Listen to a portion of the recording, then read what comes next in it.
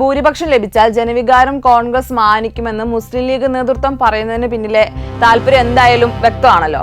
K C. വേണുഗോപാലിന്റെ സകല പ്രതീക്ഷയും ഇതോടെ തകർന്നടിയോ? അഭിരാമിക്ക് എന്താ തോന്നുന്നത്? ഈ പെട്ടി പൊട്ടിച്ച് വോട്ട് എണ്ണുന്നതിന് മുമ്പ് ഇത്തരം ചർച്ച നടത്തുന്നത് തന്നെ അപക്വമാണെങ്കിലും മുഖ്യമന്ത്രി സ്ഥാനവുമായിട്ട് ബന്ധപ്പെട്ട് കോൺഗ്രസിൽ കടിപിടി തുടങ്ങിയ സാഹചര്യത്തിൽ നമുക്ക് എന്തായാലും ചർച്ച ചെയ്യാതിരിക്കാൻ കഴിയില്ലല്ലോ. ഈ UDF അധികാരത്തിൽ വന്നാൽ പ്രധാന പ്ലെയർ എന്ന് പറയുന്നത് മുസ്ലിം ലീഗ് തന്നെയായിരിക്കും എന്നൊരു കാര്യത്തിൽ ഒരു രാഷ്ട്രീയ നേതാവിനും എന്തായാലും തർക്കമുണ്ടാകില്ല. മത്സരിച്ച് ബഹുഭൂരിപക്ഷം സീറ്റുകളിലും വിജയിക്കാൻ പോകുന്നതും ലീഗ് തന്നെ ആയിരിക്കും. അതുകൊണ്ട് തന്നെ അവരുടെ നിലപാടുകൾ തള്ളിക്കളയാൻ കോൺഗ്രസ് ഹൈക്കമാൻഡിന് പോലും എന്തായാലും കഴിയില്ല. ഈ മുഖ്യമന്ത്രിയെ കോൺഗ്രസ് ആണ് തീരുമാനിക്കുക, അതിൽ ലീഗ് ഇടപെടേണ്ട കാര്യമില്ല എന്ന് ലീഗ് നേതാക്കളുടെ മുഖത്ത് നോക്കി കോൺഗ്രസ് നേതൃത്വത്തിന് പറയണമെങ്കിൽ അവർക്ക് ഒറ്റയ്ക്ക് കേവല ഭൂരിപക്ഷം കിട്ടണം. അതായത് 72 സീറ്റെങ്കിലും കോൺഗ്രസിന് ഒറ്റയ്ക്ക് ലഭിച്ചാൽ മാത്രമേ അത്തരമൊരു കടുപ്പിച്ച നിലപാട് കോൺഗ്രസിന് സ്വീകരിക്കാൻ കഴിയുള്ളൂ.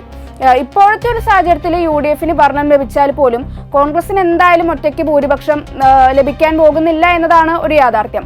അതുകൊണ്ട് തന്നെ ലീഗ് നേതൃത്വവും കെ.സി. വേണുഗോപാലിനോട് മുഖം തിരിച്ചാൽ അദ്ദേഹത്തിന്റെ കേരളത്തിലേക്കുള്ള ലാൻഡിങ് നടക്കില്ല. ഈ കോൺഗ്രസ് നേതൃത്വം ജനവികാരം മാനിക്കുമെന്ന് ലീഗ് നേതാക്കൾ പറയുന്നതിലൂടെ അവർ വ്യക്തമാക്കാൻ ശ്രമിക്കുന്ന മറ്റൊരു കാര്യം കൂടിയുണ്ട്. അത് ഉപതെരഞ്ഞെടുപ്പിന് തങ്ങൾ തയ്യാറല്ല എന്നതുകൂടിയാണ്. ഈ ഇരിക്കൂറിലെ തന്നെ വിശ്വസ്തനെ രാജിവെപ്പിച്ച് കെ.സി. വേണുഗോപാൽ ഉപതെരഞ്ഞെടുപ്പിനെ നേരിട്ടാലും വിജയസാധ്യത വളരെ കുറവായിരിക്കും എന്നത് ആദ്യമേ തിരിച്ചറിഞ്ഞതും ലീഗ് നേതൃത്വമാണ്. VD സതീശനെയും അതുപോലെ തന്നെ സീനിയർ നേതാവായിട്ടുള്ള രമേശ് ചെന്നിത്തലയെയും വെട്ടി നിർത്തി ഇങ്ങനൊരു ലാൻഡിങ് കോൺഗ്രസിന്റെ ഏത് ഉറച്ച മണ്ഡലത്തിൽ കേസ് നടത്തിയാലും ഈ ജനവികാരവും അതുപോലെ തന്നെ UDF അണികളുടെ വികാരവും അദ്ദേഹത്തിനെതിരാകുമെന്നും അതുപോലെ തന്നെ വലിയൊരു പടുതോൽവിയിലേക്ക് കെ.സി. വേണുഗോപാൽ എടുത്തെറിയപ്പെടുമെന്നുമാണ് ലീഗ് നേതൃത്വം മുന്നറിയിപ്പ് നൽകുന്നത്. അതിന്റെ സൂചനയാണ് മാന്യമായ ഭാഷയിൽ സാദിഖ് അലി ശിഹാബ് തങ്ങളും PK കുഞ്ഞാലിക്കുട്ടിയും കോൺഗ്രസ് നേതൃത്വത്തിന് നൽകിയിരിക്കുന്നത്. ഈ ഉപതെരഞ്ഞെടുപ്പ് വിളിച്ചു വരുത്തിയാൽ ലീഗിന്റെ ഏതെങ്കിലും സീറ്റുകൾ കെ.സിക്കായി വിട്ടു നൽകാൻ തയ്യാറല്ല എന്നൊരു നിലപാടും ലീഗ് കൈക്കൊണ്ടതായിട്ടാണ് ഞാൻ മനസ്സിലാക്കുന്നത്. അതായത് പണ്ട് K. കരുണാകരൻ രാജിവെച്ചപ്പോൾ ഡൽഹിയിൽ നിന്ന് ലാൻഡ് ചെയ്ത AK ആന്റണിക്ക് സിറ്റിംഗ് സീറ്റായിട്ടുള്ള തിരൂരങ്ങാടി വിട്ടുകൊടുത്ത് എളുപ്പത്തിൽ ജയിപ്പിച്ചതുപോലുള്ള ഒരു ത്യാഗത്തിനും ഇത്തവണ ലീഗ് തയ്യാറാവില്ലെന്നത് എന്തായാലും വ്യക്തമാണ്.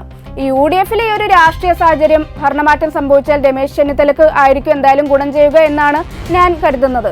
അതിന്റെ കാരണവും എന്തായാലും ഞാൻ തന്നെ പറയാം. ഈ ലീഗിന്റെ ഇപ്പോഴത്തെ നിലപാടിൽ രോഷമുള്ള കെ.സി. വേണുഗോപാലിന്റെ പിന്തുണ തീർച്ചയായിട്ടും ഇനി ചെന്നിത്തലയ്ക്ക് ആയിരിക്കും ലഭിക്കുക. ഇത് ചെന്നിത്തലയോടുള്ളൊരു ഇഷ്ടം കൊണ്ടാണെന്നൊന്നും കരുതരുത്, വേറൊരു നിവർത്തിയും ഇല്ലാത്തത് കൊണ്ട് തന്നെയാണ്.